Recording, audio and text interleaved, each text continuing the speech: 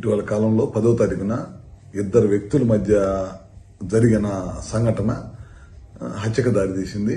అది అందరికీ తెలుసు ఆ ప్రాంతంలో ఏం జరిగిందనేది.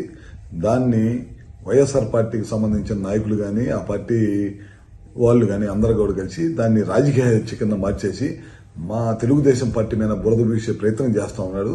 ఈ రాష్ట్ర ప్రజలందరికీ కూడా తెలుసు నాయుడు గారు ఎలాంటి వారు, లేకపోతే తెలుగుదేశం పార్టీ ఎలాంటిదో తెలుసు. అదేవిధంగా వైఎస్ఆర్ పార్టీ ఏంటో అనేది ఒకసారి గత 5 సంవత్సరాల్లో పరిశీలిస్తే మీ అందరికీ తెలిసింది.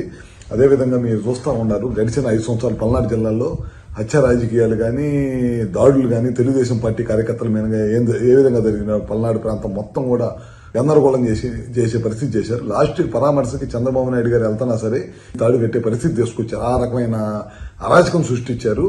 ఇవాళ చూడండి, ఏ గ్రామంలో ఎక్కడన్నా ఈ విధమైన ఉండయా? గతంలో ఊర్లో గ్రామాల్లో గొడవలతో రక్తాలు పడితే మా ప్రభుత్వం అధికారంలోకి వచ్చిన తర్వాత గ్రామానికి వ్యవసాయ భూముల్లోకి నీళ్లు భరించే ప్రయత్నం చేస్తున్నాము. అంత బ్రహ్మాండంగా మేమంతా పనిచేసుకుంటా రైతులకి నీళ్లు అందించుకుంటా ఆ కార్యక్రమాలు మేము ఉన్నాం.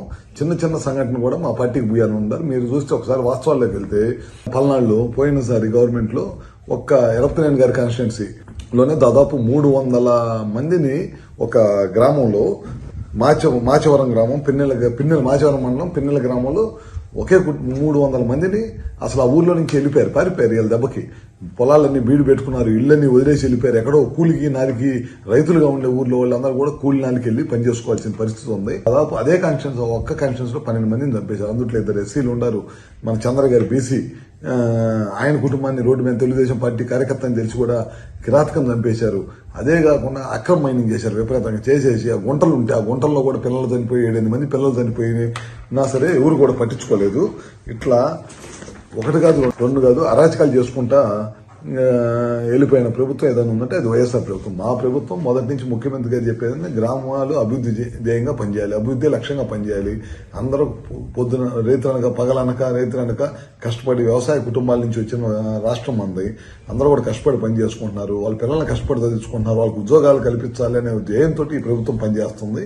కానీ ఇప్పటికి కూడా ప్రజల బుద్ధి చెప్పి 11 సీట్లు వచ్చినా సరే వాళ్ళకైతే బుద్ధి రాలేదు. ఇంకా ఇప్పటికి కూడా గ్రామాల్లో చిన్న సంఘటనలు జరిగి ఎక్కడన్నా హత్యలు జరిగితే ఎవరన్నా చనిపోతే దానికి పార్టీ రంగు పూసి ఇమ్మీడియట్ గా ఎవరు చచ్చిపోతారా ఏం జరిగిందని పరిగెత్తుకుంటూ వచ్చి గ్రామాల్లో దాన్ని కూడా రాజకీయ లబ్ధి కోసం చేకూర్చే ప్రయత్నం చేస్తూ ఉన్నారు. ఒక్కసారి ప్రజలు గమనించాల్సిన అవసరం ఉంది.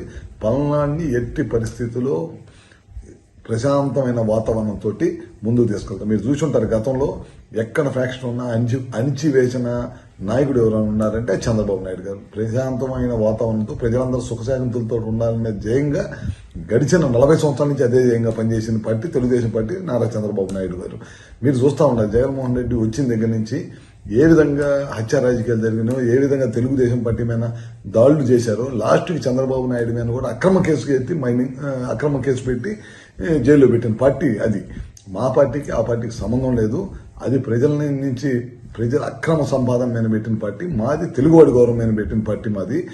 ఇలాంటి హత్య రాజకీయాలకు సంబంధించి ఏ చిన్న సంఘటన రాష్ట్రం నలుమూలల ఎక్కడ చిన్న సంఘటన అయినా సరే ప్రభుత్వం సీరియస్గా ఉంది. డిపార్ట్మెంట్ కూడా చాలా సీరియస్గా తీసుకొని ఎక్కడ కూడా చిన్న సంఘటన జరిగినా ప్రభుత్వం కానీ ముఖ్యమంత్రి చంద్రబాబు నాయుడు గారిని ఎట్టి పరిస్థితుల్లో ఉపేక్షించే ప్రసక్తి లేదు.